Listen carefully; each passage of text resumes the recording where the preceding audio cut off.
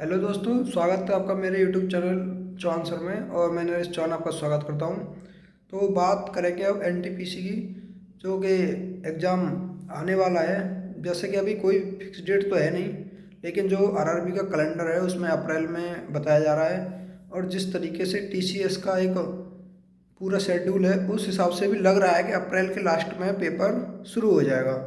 तो बात ये आती है कि एनटीपीसी के एग्ज़ाम में टाइम तो आज 28 फरवरी है, तो ये महीना तो ख़त्म हो गया और मार्च मार्च रह गया है। और अगर अप्रैल के लास्ट में शुरू हुआ तो 20 दिन और मान लो, यानी एक महीना 20 दिन मोटा मोटा है।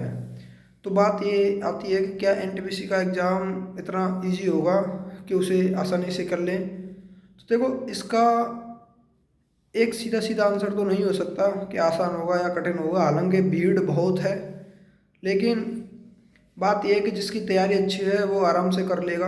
लेकिन इसमें एक सोचने वाली बात एक और ये है कि जो इसका सीवीटी फर्स्ट होगा वो उतना हार्ड नहीं होगा। जैसे पहले आया है उतना ही होगा, और कट ऑफ भी वही घूमेगी। आप लगा लीजिए 70 से और 85 तक, जितने भी जोन हैं इसके हिसाब से चलेगी। बाकी एग्जाम का लेवल कैसा होता है वो उसके ऊपर है, और फिर नॉर्मलाइजेशन भी होता है। तो बात ये है कि आपको कंटिन्यू तैयारी रखनी है। अगर आप इस एग्ज़ाम को हल्के में ले रहे हैं तो आप ये बहुत बड़ी गलती कर रहे हैं, क्योंकि इसमें एक तो वैकेंसी कम है, दूसरा जो इसका सीवीटी टू होता है उसकी कट ऑफ इतनी कम नहीं लगती जितनी सीवीटी फर्स्ट की लगती है।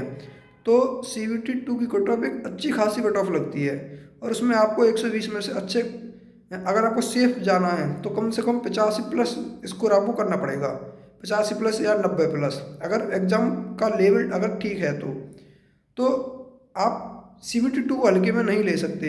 एनटीपीसी का जो सीवीटी टू है वो, उसका रास्ता इतना आसान नहीं है जितना सीवीटी फर्स्ट का है। तो आपको उसके लिए कंटिन्यू मेहनत करनी पड़ेगी, और खासकर जीके पर, क्योंकि रेलवे का जो मैथ्स और रीजनिंग है वो मैक्सिमम बच्चे कर लेते हैं। मैं आपकी जो रीजनिंग है उसमें आप थोड़ा सा सिटिंग अरेंजमेंट और पजल टाइप जो क्वेश्चन होते हैं उसको थोड़ी सी प्रैक्टिस करेंगे तो वो हो जाएंगे। लेकिन जो सारा खेल है वो जीके का होता है। और कभी कभी क्या करता है वो साइंस के 4-5 क्वेश्चन थोड़ा डीप पूछ लेता है। जैसे केमिस्ट्री में कोई क्वेश्चन पूछ लिया ज़्यादा डीप, तो वो भी आपको पढ़ के जाना है, क्योंकि एक एक नंबर बहुत इंपॉर्टेंट है।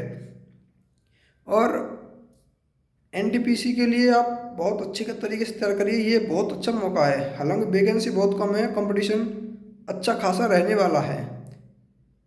और बाकी आपने जो भी जोन भरा है वो तो अब उसमें तो कुछ हो ही नहीं सकता है।